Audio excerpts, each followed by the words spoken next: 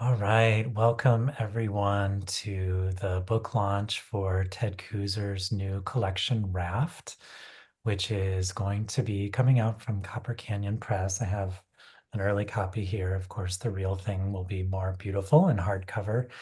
And coming out next week, if you still want to purchase a copy, if you haven't done that yet, a signed copy from Ted Kooser's hometown bookstore, Chapters, Books, and Gifts in Seward, Nebraska, you can do so. Um, I will put the link in the chat so that people can buy the book. And I know that Carla, who runs Chapters, is getting those books ready, and Ted is happy to sign them. So we'll share that link a few times. But I'm so thrilled to be sharing space tonight with Naomi Shihab Nye and also with her neighbor, Suzanne Ohlmann, who is a fellow former Nebraska resident, along with myself. And you worked with Ted too, right, Suzanne? Yeah, well, we're very close.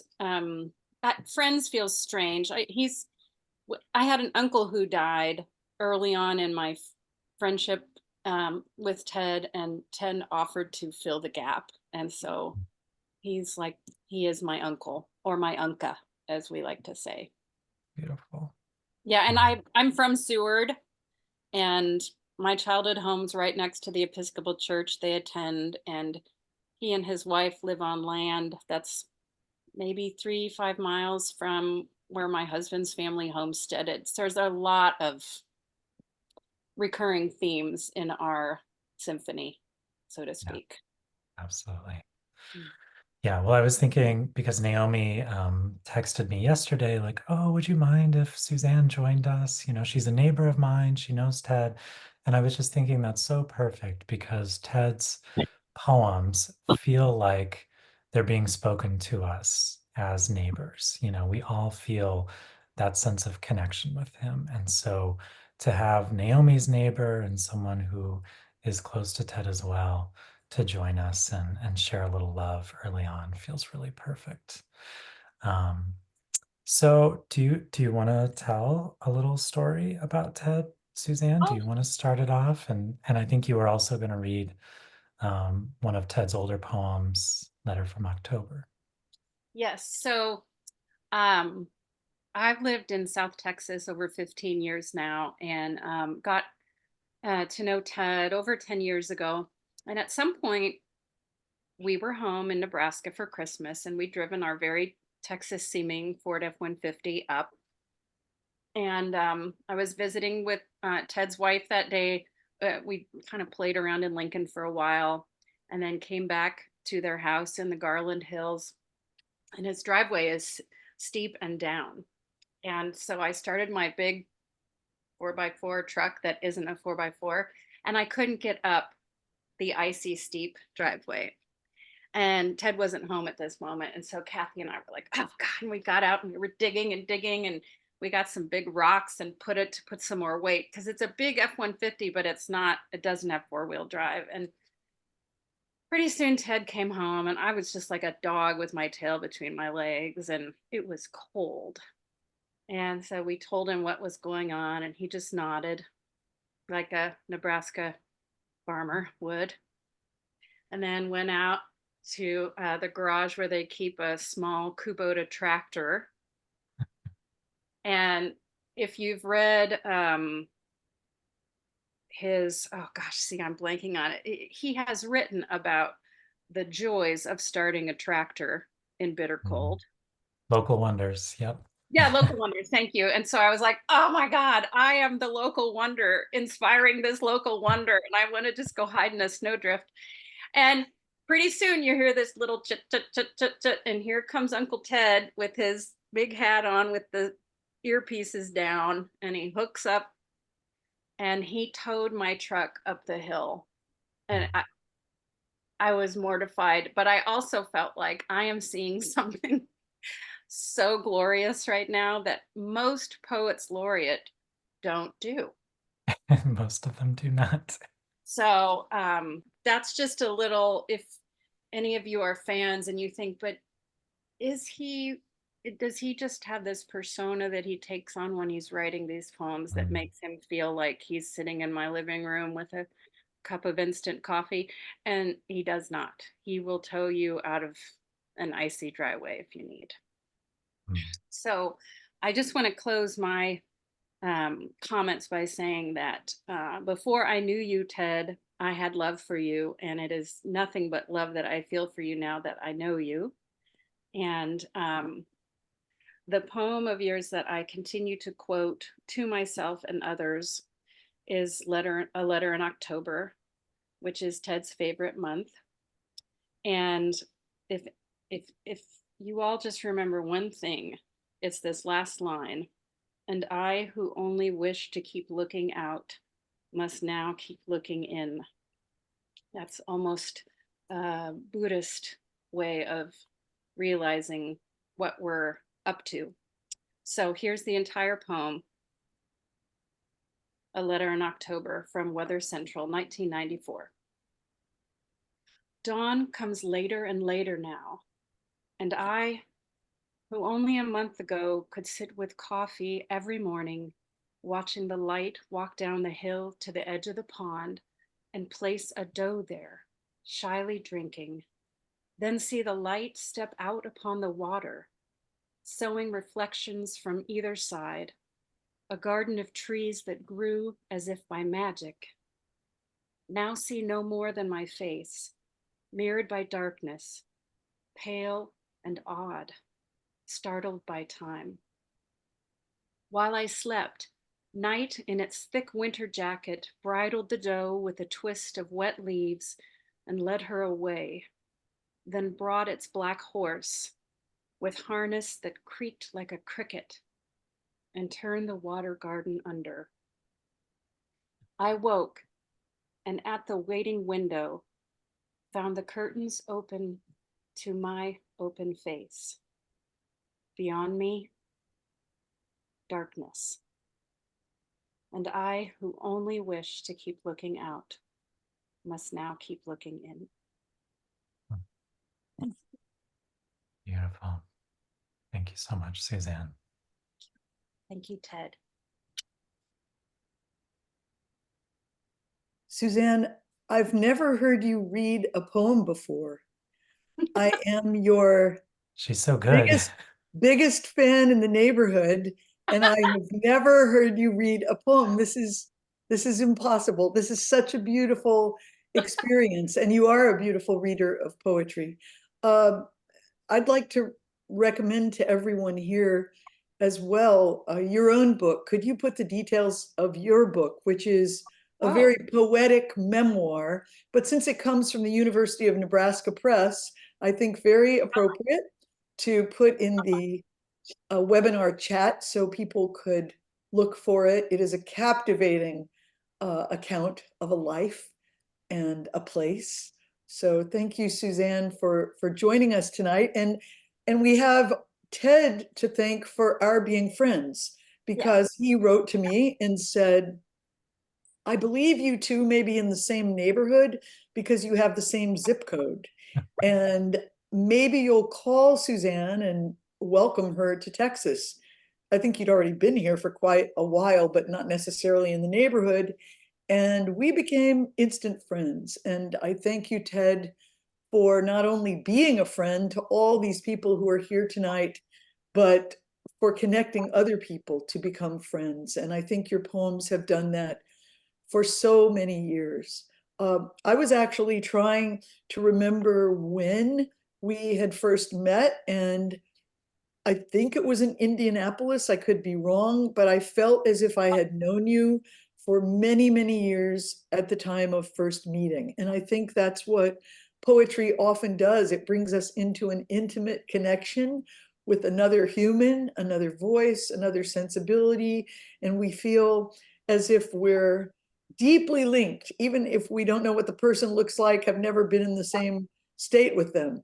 So I would like to share a poem that I wrote for you so long ago before I met you. And I do remember in 1982 meeting a poet that you and I both admired so much, Leonard Nathan, of California. And Leonard was the head of the Department of Rhetoric at the University of California at Berkeley. And Leonard asked me who my favorite poets were, and I mentioned you.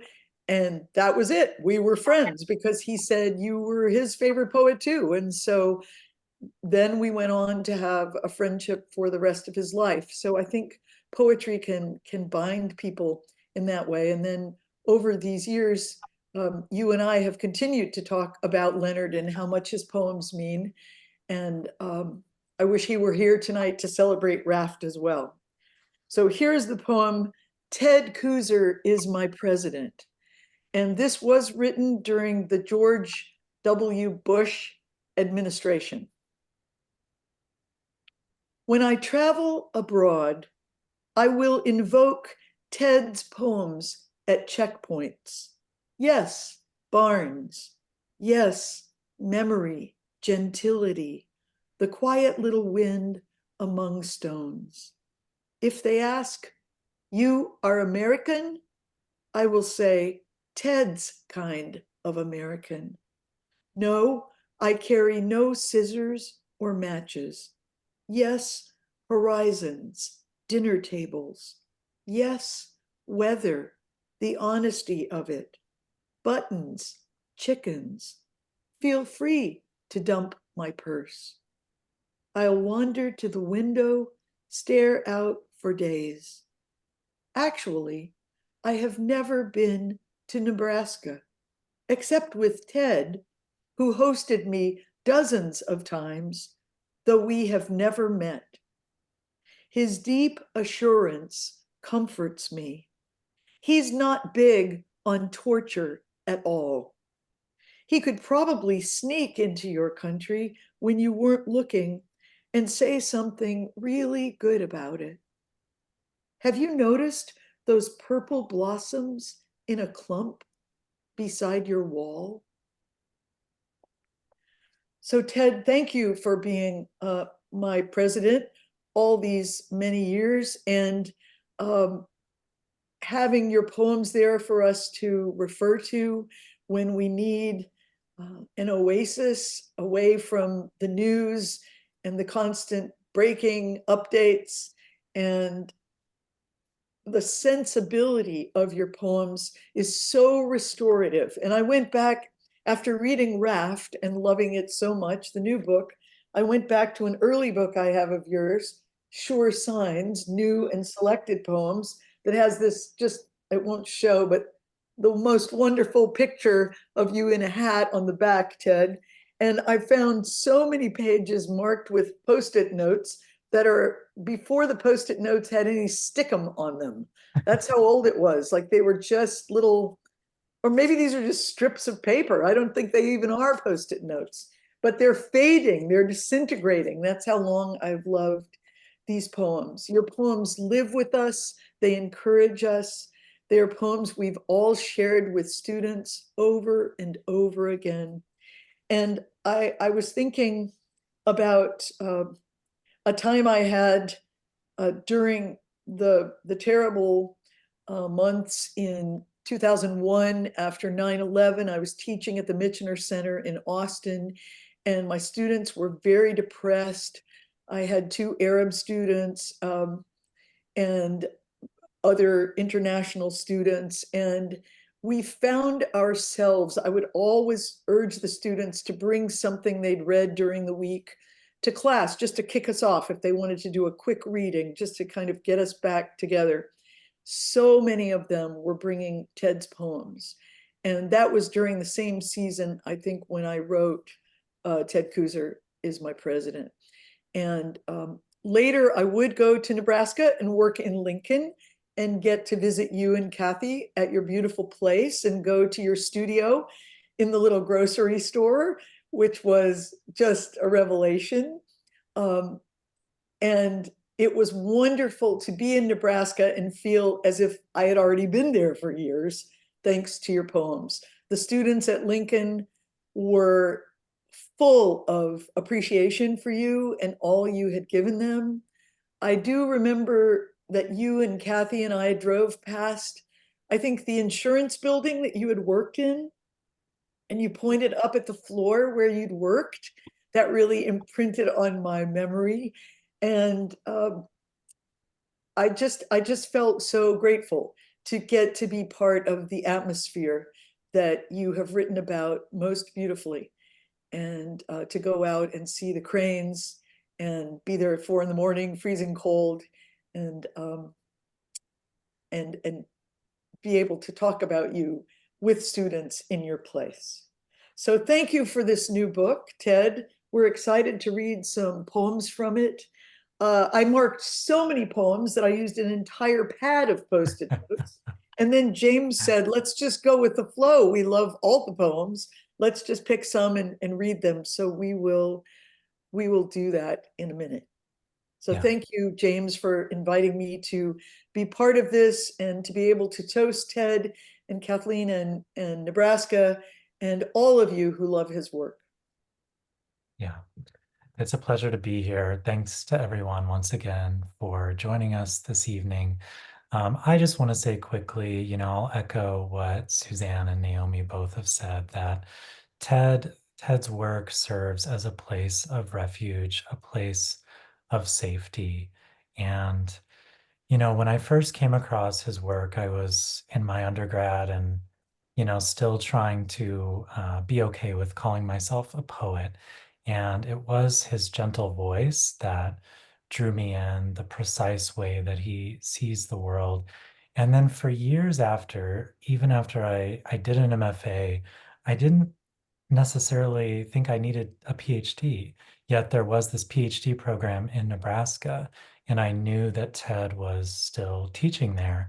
And I just kept being drawn to it and drawn to it and drawn to it. And I would, apply to this program and then, kind of back off a little bit. Like, do I really want to move to Nebraska? Really? Is this what I really want to do?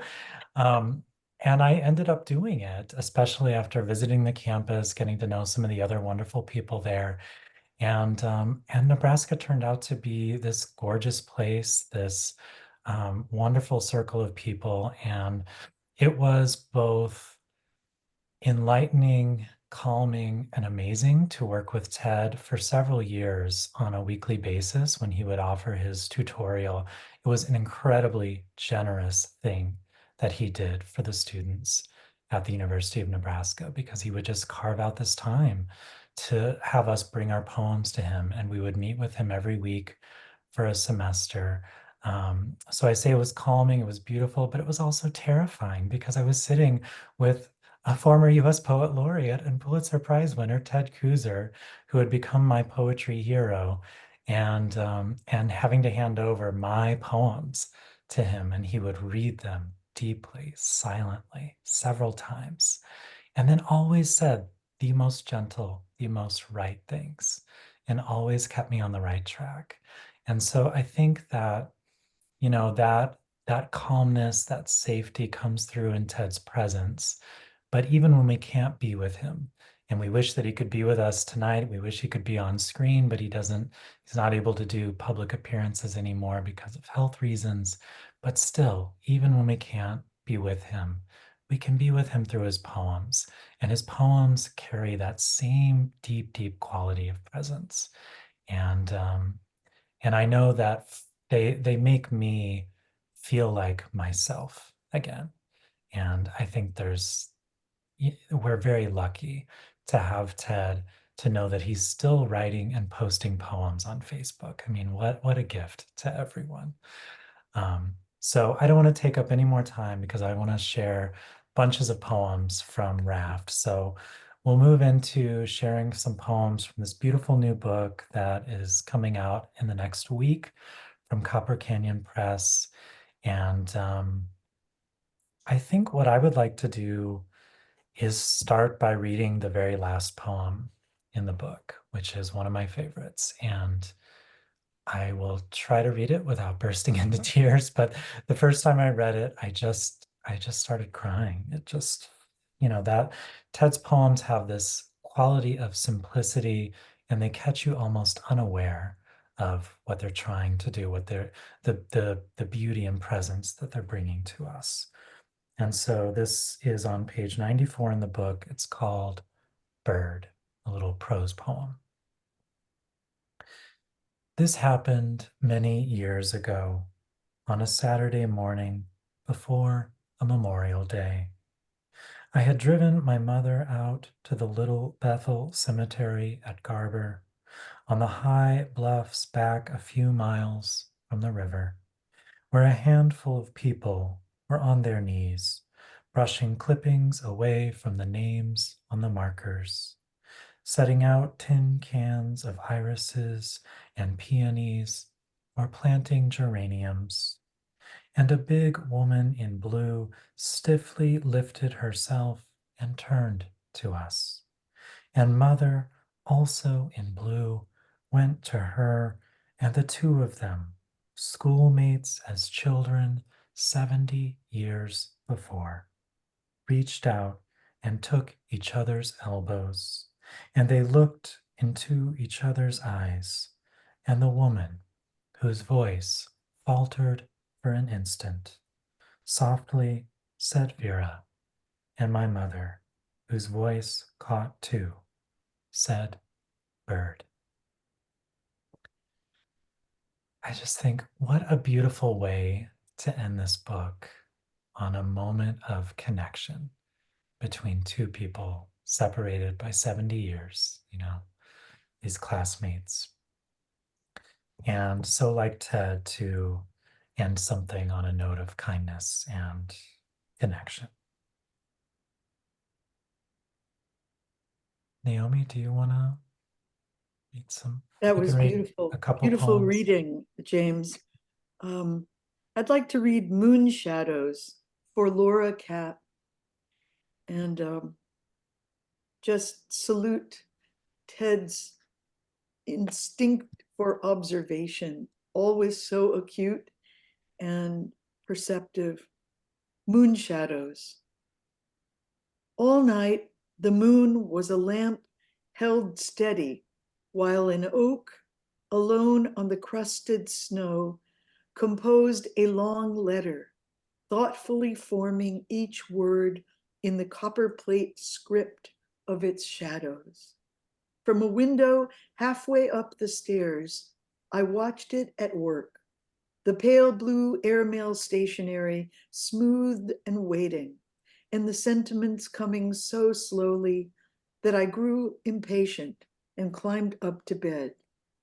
And I fell asleep wondering to whom the tree might have been writing and why.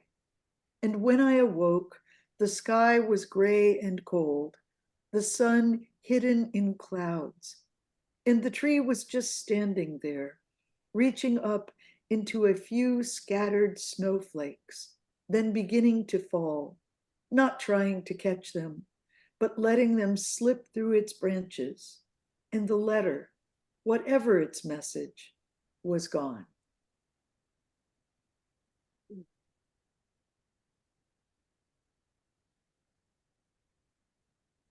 I think we should thank Copper Canyon too for making such beautiful editions of many of Ted's books.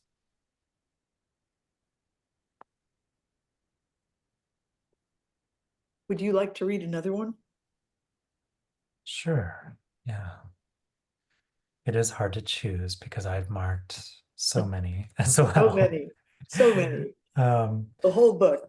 exactly. So, I just think there are certain ones that, yeah, I'm trying to find one. Here's one, another one of close observation. And I think the reason I was initially drawn to Ted's work, as so many of us probably are, is that he embodies what Naomi has said before, which is your life is the poem. So you use your everyday life as material for a poem, and it can be something as simple as seeing someone at an intersection. This is At an Intersection on page 32 in the book. On one corner piece of the billion-piece puzzle, America, is a helmeted girl on a bicycle, stopped for car traffic to pass. Green backpack, light jacket, steel clips bunching the cuffs of her jeans. All this canted perhaps 10 degrees to the left. Her weight on the leg on that side locked and down, assuming the kickstand position, the other knee cocked, that shoe in a loop on the pedal. One piece from which to begin fitting together the rest, working out and away from this corner, on into the cars, trucks, and buses, church spires, water tower, fluttery trees, and beyond, the vast distances, farms, misty forests, dark foothills, and pale violet mountains. And above all of this, the difficult sky, in its millions of pieces, all the same blue, although crisscrossed with contrails and floating a few clouds, working out and away from this one little piece, upon which she squeezes the brake levers, then relaxes, then squeezes again, looking both directions from under her helmet before kicking off into the morning. I love the way he can stretch out a whole tiny sliver of a moment into this beautiful poem, even talking about the degree to which she's canted to the left. I just am in amazement of what Ted can do. And I'm always telling him, I don't know how you do this over and over and over again. It sneaks up on you. It's almost secretive. It's like Yes. he's weaving a spell, and then you realize what it is. And the spell was deep looking, deep listening, deep presence. And I think it's so appropriate and wonderful that Suzanne read that poem, looking out, not looking out, but looking in, because many of these poems are doing that. So many of them are doing that. Um, I'd love to read two that are facing, I'm sorry I didn't say the page number before, on 58 and 59, if you have the book. First, Whisk Broom. Bound tightly among hundreds of straws in a whisk broom I bought was a stalk with a tiny brown flower, less than the size of a sand burr, not out at the end where most flowers would be, but halfway up, woven in, as if hiding, its dried petals empty, seeds fallen out somewhere between China, where it was made, and Nebraska, this minuscule blossom, used up, but clinging to what it was meant for, still with some dusty sky in it. Great golden fields mown and swept away. And here it was, now, come among us to sweeten a broom. I That is just one of my love, favorites. I just love that last line, come among us to sweeten a broom. It makes you want to go do a chore right this minute. Let's go sweep. And the other poem I read out loud to my dear Michael, who's with us tonight too. We had a joke about 4 weeks ago that I kept seeing foxes in the city, and he sort of didn't believe me. I think he thought I was just seeing big cats or small dogs. I kept coming home with fox reports, and we were walking after a poetry reading at a university campus, and he was bringing up, why do you always see foxes and I never see a fox? And right then, a fox ran in front of us. It was the most perfect moment. So when I saw, and we couldn't stop laughing, and we still laugh every time we just say the word fox now. A fox for Dan Gerber, page 59. I saw a red fox stepping in and out of the shadows of tall granite stones in the cemetery's oldest section, fur flaring as she entered each patch of sun, though her feet and the tip of her tail were too darkened by dew to be set alight. She was quite small, but in her presence the stones forgot their names. Above her, the canopy was respectfully opening, oak by oak, to light her way, though she offered no sign that she expected any less. I couldn't move for fear she'd stop and fix me with those eyes that had already stopped everything else, the headstones, the plastic flowers. I, too, now breathless, as I watched her pass along that long, long hall, a flame reflected in its many doors. Um, I remember a student saying, you can't walk out into the world and see it the same way again after reading Ted Kooser poems, even one poem, two poems, because you feel acutely alert. You are paying such close attention to what you missed the last 20 times you walked down this path. And I just love the phrasing and the way the pacing of Ted's poems encourages us to move slowly, to pause, um, to gather, to witness, all of these things. Yeah, those are two of my favorite poems in the whole book. I love that you read West Grim, Naomi, because when I read that, I just started laughing out loud because of course, this is a Ted Kooser poem, it's finding this little flower in something as very aggressively ordinary as a broom that was made in China. Of course, he's looking so closely at the bristles of this broom that he finds a flower. And I agree, that is what his poems allow us and even encourage us to do, is to find those small delights in our everyday ordinary lives, even when things might seem boring or, overly simple. Like there's nothing to pay attention to, there's nothing to notice. I remember Ted saying to me once during one of our sessions that he would love to just kind of cordon off a little piece of the yard and have this close-up camera so that he could watch, a 1-inch square piece of grass and just everything that would change within it in the course of several weeks, because he's a watcher, he's a looker, and such a close observer of life. This is another poem of very close observation that's so much about listening. And that's the other thing that I really love about Ted's poems, and which also sneaks up on you, is the music of the language that he's using. The consonants that just come together that you can hear when you read it out loud, but maybe not so much when you just read it to yourself. So I think reading these poems out loud, you really digest them, you really embody them. So this poem is Porch Swing, and it's on page 49.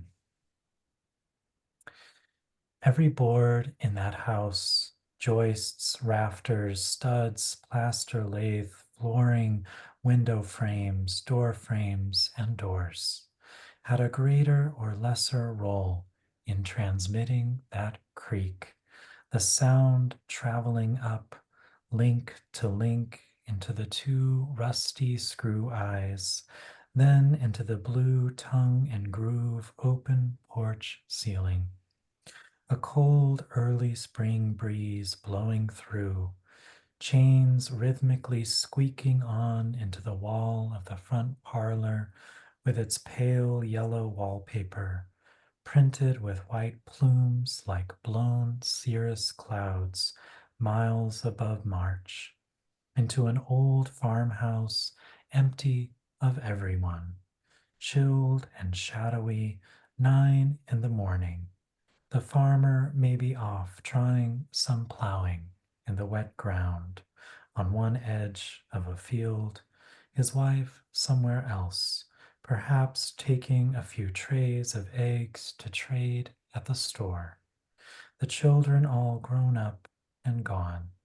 No one but us here to hear that slow creaking, to look through the lace curtains and watch the wind push the swing. A faded rag rug, folded lengthwise and spread on the seat. And again, of course, it's a rag rug, right? It's just this simple, utilitarian, everyday thing. And it's not even on the floor where you would expect the rag rug to be. It's spread as the thinnest of cushions on this creaky porch swing. So I love savoring Ted's poems. And if any of you have worked with me in workshops or taken my classes, you know that I love bringing in Ted's poems because they open our senses again. You know, they bring us in a bodily way back to the actual world, the physical world. So if we're having trouble kind of grounding ourselves, and sometimes people in workshops can be a little nervous and jittery, Ted's poems just bring us right back into the moment. And it's poems like that, especially, that do it. This next poem I'll read is on page 37. And this is called A Glint.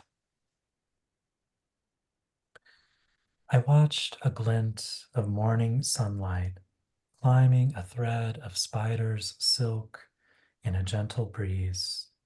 It shinnied up from the tip of a dewy stalk of grass to an overhanging branch, then disappeared into the leaves. But soon another followed, and then another, glint after glint, and though they made no sound, what I could see was music, not melody, but one clear, shining note, plucked over and over as if the sun were tuning the day, then handing it to me so I could play it. Mm. I challenge you to read that poem out loud and not smile.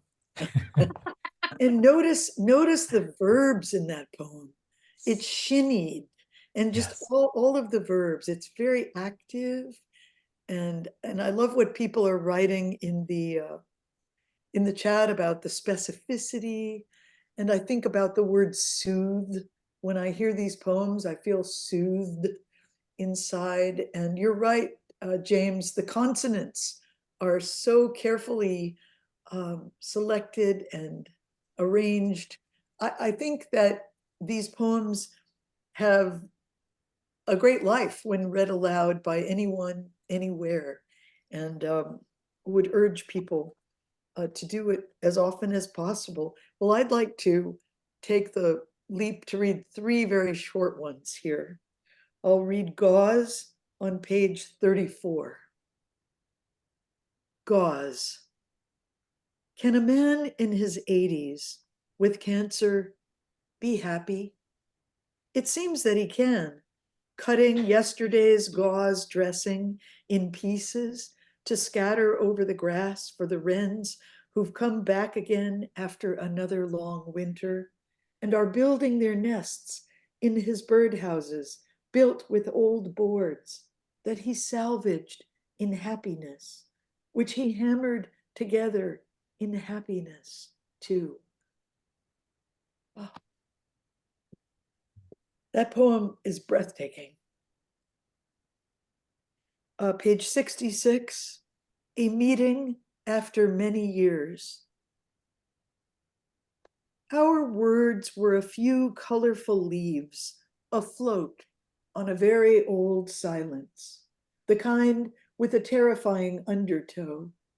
And we stood right at its edge, wrapping ourselves in our arms because of the chill, and with old voices called back and forth across all those years until we could bear it no longer and turned from each other and walked away into our lives. Also, I often think of the unspoken in these poems. How much is unspoken, and the subtlety, which is always at work, at play, um, creating the entirety of the poem. And uh, page 79, place. Under my shoes is the dirt lane my mother walked more than 100 years ago. Uphill, a half-mile to the school.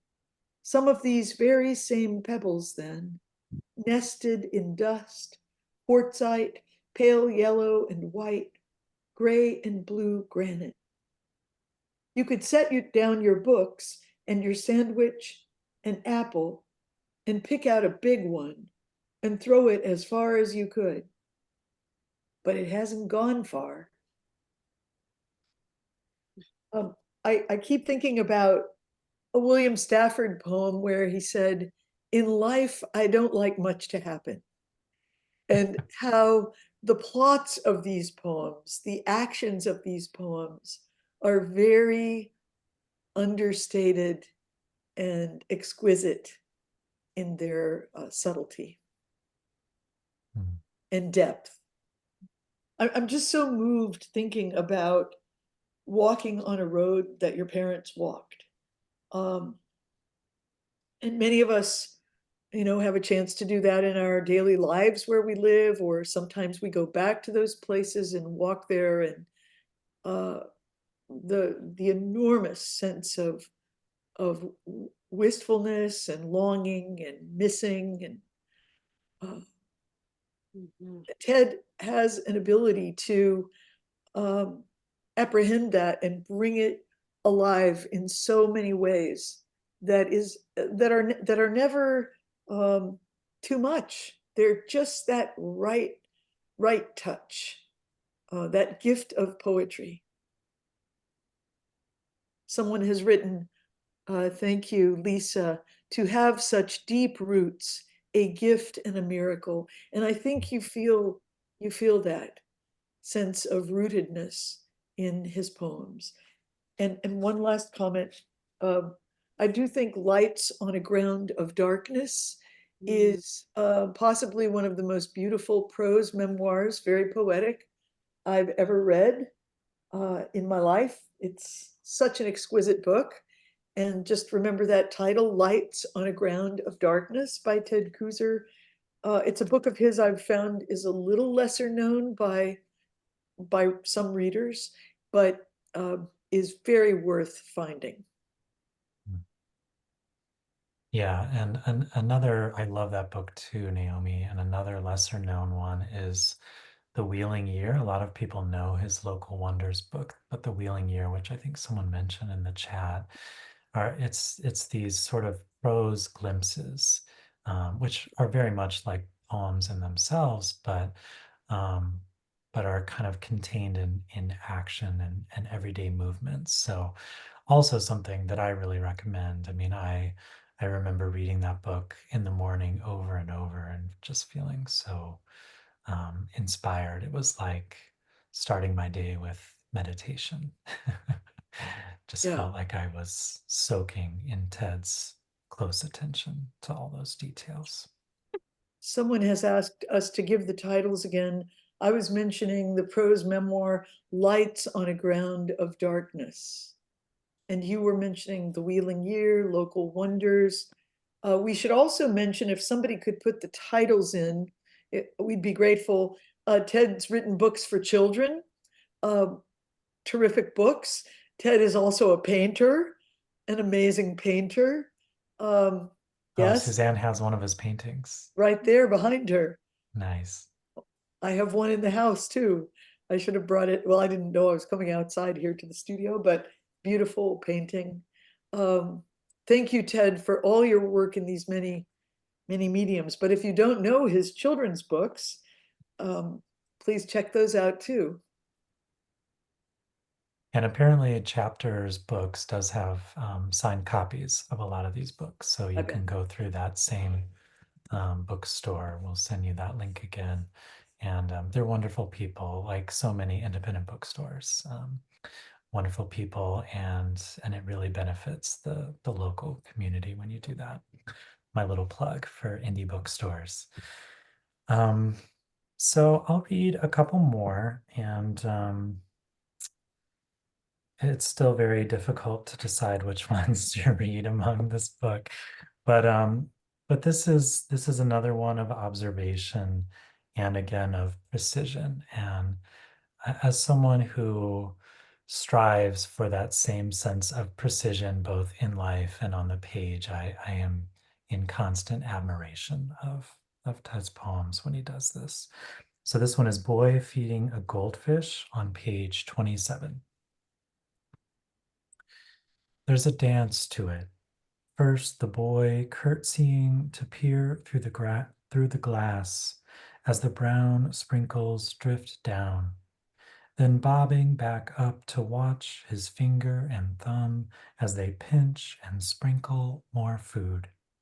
Again and again to a soft music that only he hears. If there were someone to dance with, his partner could take hold of those fingers and give him a twirl. But this morning he's once again dancing alone, bowing and bobbing and bowing in light passing through frost on a window, snow falling beyond, winter light filling the clear bulb of the bowl with a glow, and his one fish, a bright filament, burning. Hmm. Even with the slight winter light, he's noticing that glow of the bowl. I often tell people that I think we talk a lot about mindfulness, and I know this is not a word that Ted would necessarily use for his poems, but I just feel like if you want a guide to mindfulness and mindful living, read Ted's books, read Ted's poems, and you will find, as we said earlier, yourself noticing the small again, and even wanting to name the small, even, Yeah. if you don't know what it is. Like I was picking these little chamomile flowers the other day, and these tiny white spiders started spiraling out of them. And I thought, I need to know what these are. And these are these little white crab spiders, I guess, that live in the flowers here. And I needed to know that. And it's Ted's influence that allows me to do that, to want to take the time, pause, and really take that in. All right. Next one I'll read is a long favorite. And, so many of the poems in this book are about mortality, life, and the thinness of the veil between life and the other side.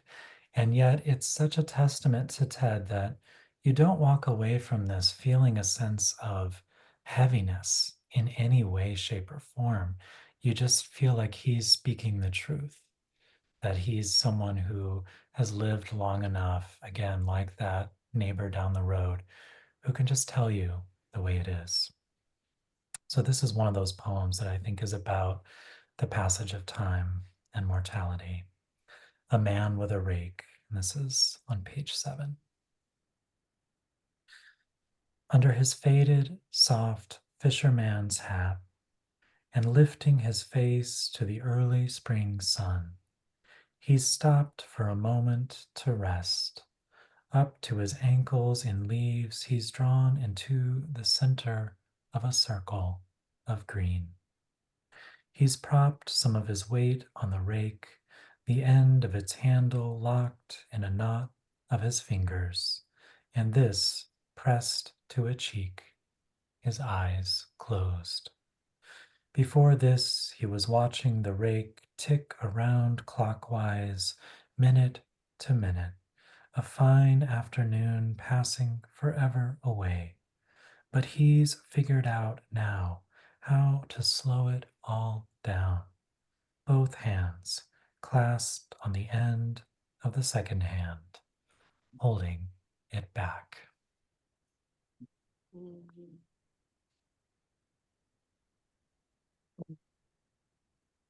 James, I will read just one more poem, but I wanted to mention a lot of people in the chat are talking about Braided Creek, a conversation in poetry by Ted and Jim Harrison, which came out from Copper Canyon first 20 years ago and then came out in a second edition.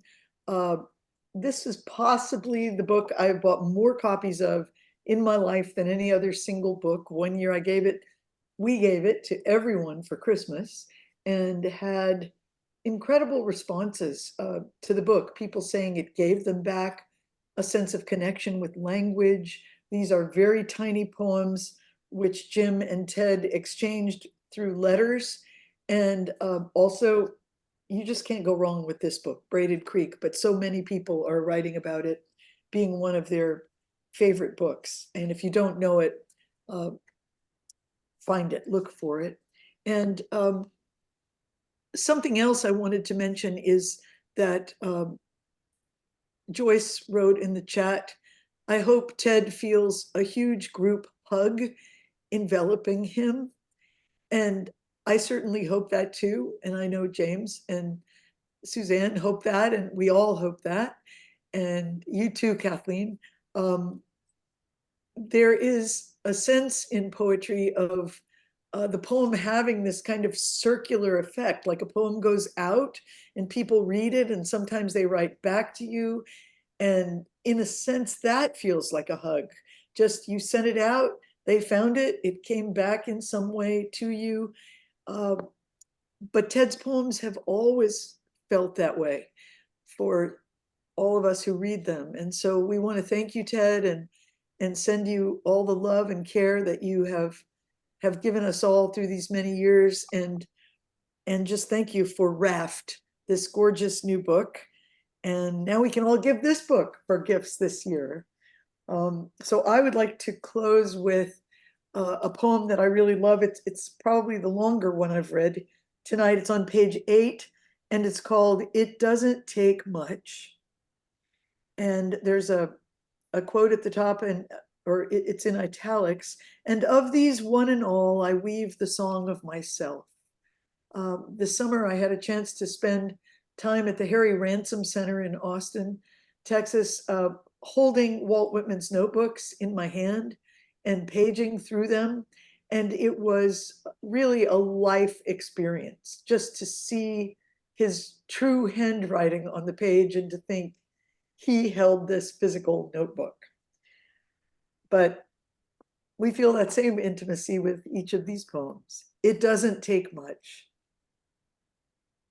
Maybe an hour before sunrise, driving alone on the way to reach somewhere, seeing, set back from the highway, the dark shape of a farmhouse up against deeper darkness, a light in one window.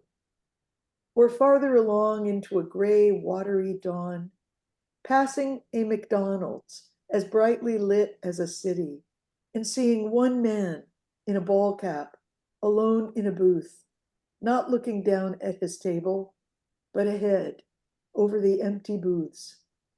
Or maybe an hour farther, in full daylight, at a place where a bus stops, seeing a woman somewhere in her 40s, dressed for the cold, white earmuffs, a red and white team jacket, blue jeans and mucklucks, one knit mitten, holding a slack, empty mitten, her bare hand extended, pinching a lit cigarette.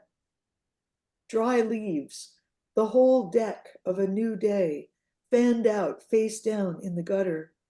But she's not stooping to turn over a card.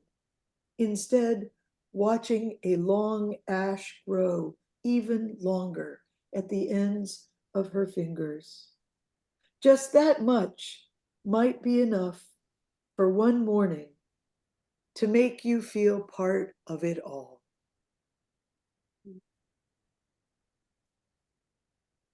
Oh, I love that poem so much. It doesn't take much. I feel like that's an ongoing theme of tonight. It doesn't take much to come alive again, to allow us to notice the world. And see. I think I'll close out with another October poem, since Suzanne let us off with an October poem. And it's not October yet, but it is coming.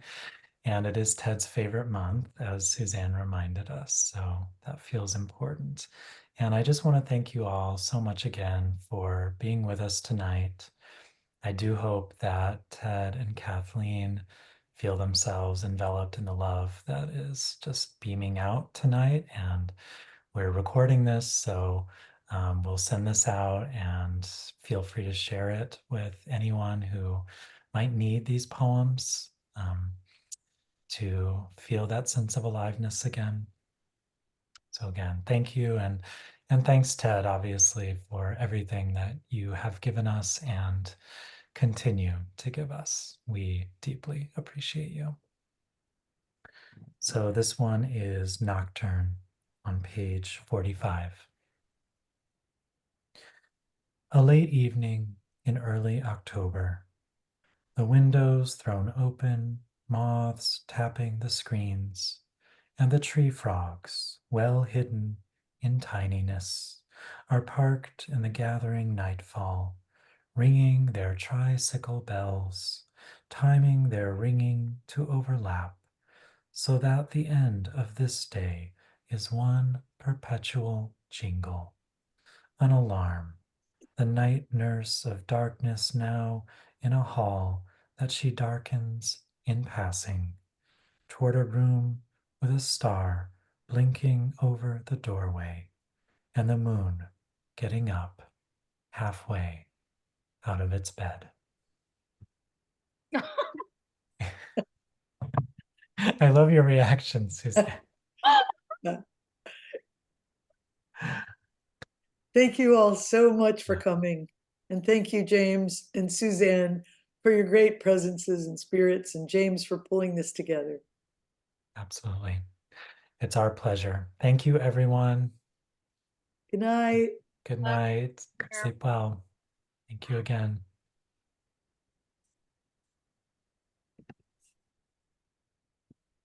Bye.